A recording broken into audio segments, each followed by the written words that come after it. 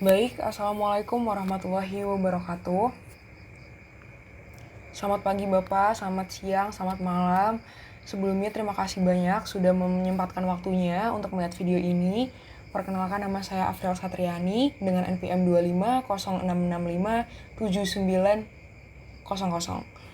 Pada kesempatan kali ini saya akan mempresentasikan hasil PowerPoint yang sudah saya buat berjudul Bapak Fisioterapis Indonesia, yang di dalam ceritanya ini ternyata sangat inspiratif sekali, penuh dengan perjuangan dan pantang menyerah, yang kalau misal kita lihat lebih lanjut itu akan sangat amat menarik. Jadi langsung saja. Mohon maaf.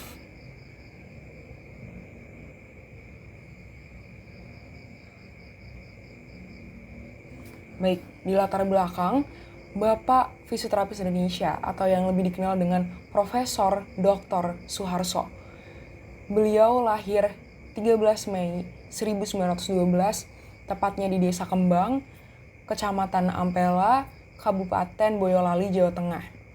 Beliau adalah anak keempat dari 8 bersaudara putra Sostro Suharso. Meninggal pada tanggal 27 Februari 1971. Beliau ini dikenal karena profesinya sebagai dokter spesialis bedah dan juga pahlawan nasional Indonesia, karena kiprahnya yang sangat luar biasa dalam dunia, tidak hanya dalam dunia bedah tetapi dalam dunia rehabilitasi medik dan fisioterapi. Karena beliau ini memberikan impact yang sangat besar dalam perkembangan pelayanan bagi penyandang disabilitas. Lebih tepatnya ada pada zaman-zaman perang di tahun 1940-an, seperti itu. Jadi ada beberapa latar belakang yang membuat beliau ini akhirnya terdorong dan terketuk pintu hatinya untuk membantu banyak orang dalam, apalagi yang berkaitan dengan keterbatasan gerak gitu. Mohon maaf.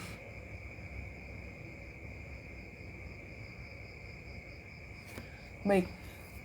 Jadi yang paling menjadi dasar terketuknya pintu hati Bapak Suharso ini adalah kondisi Indonesia yang saat itu sangat memprihatinkan.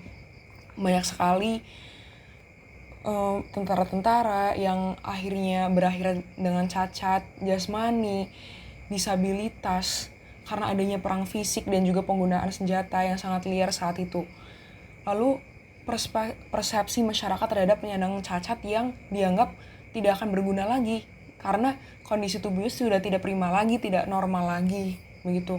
Ditambah lagi dengan pada awal tahun 1950-an Indonesia juga terkena wabah polio yang menyebabkan banyak anak itu mengalami kelumpuhan permanen. Inilah menjadi dasar Bapak Suharso ini mati-matian untuk membantu masyarakat terkait hal tersebut, untuk tidak hanya membantu secara jasmani, tetapi beliau juga ingin mengubah perspektif masyarakat bahwa orang-orang yang dengan cacat disabilitas tuh tetap bisa memberikan potensi dan juga kontribusi mereka dengan baik, kayak gitu. Apalagi dengan profesi beliau sebagai tenaga medis, dan sudah menjadi tanggung jawab beliau untuk membantu pasien-pasien seperti ini, seperti itu. Baik. Lalu dengan adanya latar belakang tersebut membuat Bapak Suharso ini bercita-cita untuk membangun pusat rehabilitasi. Namun sayangnya pada saat itu banyak sekali orang-orang yang underestimate Bapak Suharso ini, karena dianggap bahwa negara tuh memang ternyata pada kenyataannya tuh masih belum mampu dan belum memiliki sistem rehabilitasi yang baik yang mendorong pendirian pusat rehabilitasi. Ditambah lagi dengan banyaknya tenaga kesehatan yang sebenarnya belum mumpuni dalam proses rehabilitasi tersebut. Akhirnya beliau ini bekerja keras mencari ilmu lebih dalam terkait pelayanan rehabilitasi pasien yang cacat dengan pergi ke perpustakaan rumah sakit, mempelajari banyak hal, lalu meminta dan merayu teman-temannya untuk ikut berpartisipasi dan juga ikut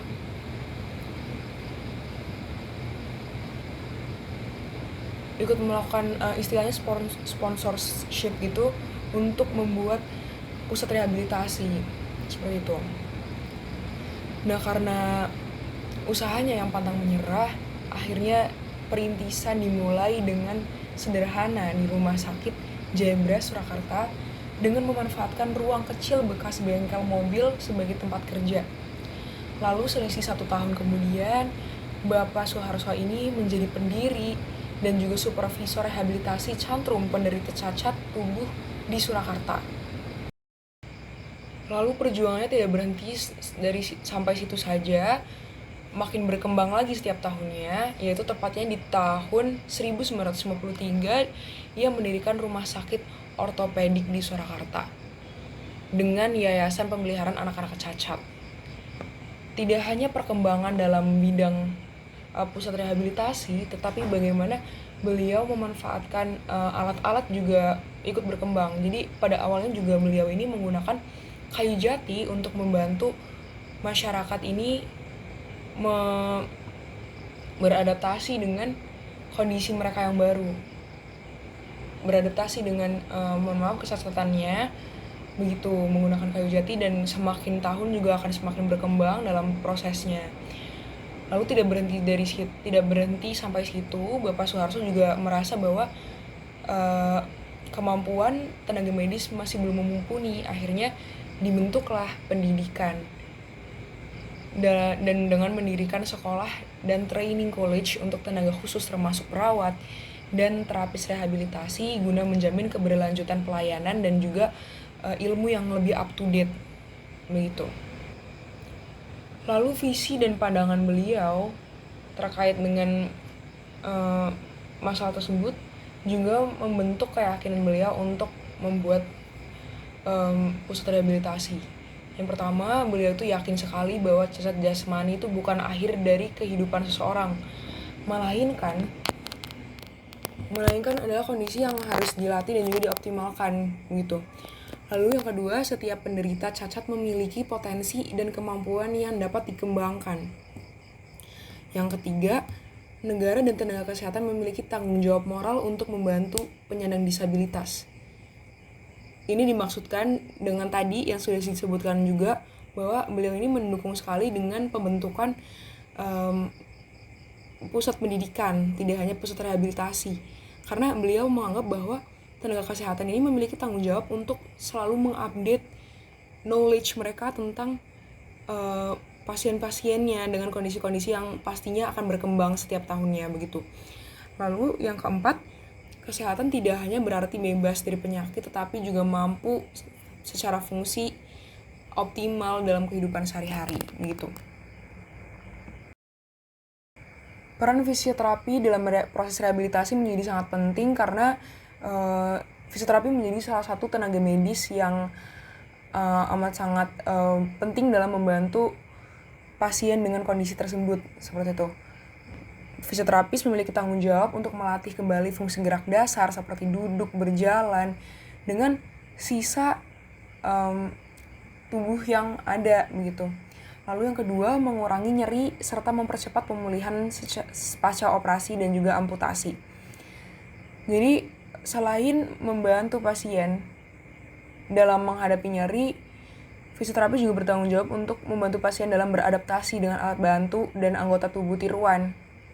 Selain itu, fisioterapi juga bertanggung jawab dalam proses adaptasi secara psikologis dan juga mental begitu, dengan ditemani, dengan dilayani dengan baik. Lalu yang keempat, mempersiapkan pasien agar mampu bekerja dalam kehidupan mandiri di masyarakat gitu. Dan ini adalah foto-foto yang mengimplementasikan hal tersebut. Dari tekad yang luar biasa, akhirnya diberikan gelar kehormatan sebagai Bapak Fisioterapis Indonesia. Karena tadi yang sudah sempat dijelaskan juga, beliau ini menjadi pelopor rehabilitasi medik di dunia fisioterapis tentunya juga yang berimpact hingga kini.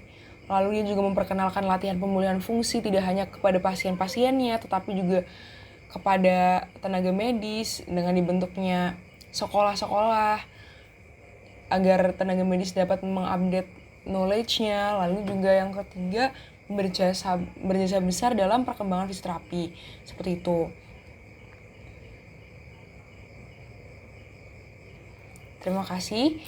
Sekian penjelasan dari saya mengenai pahlawan nasional kita, Bapak Profesor Dr. Soeharto, yang ternyata sangat menarik sekali untuk dijelaskan. Kurang lebihnya mohon maaf sekali. Apabila ada kesalahan kata pula juga saya meminta maaf. Terima kasih banyak. Wassalamualaikum warahmatullahi wabarakatuh.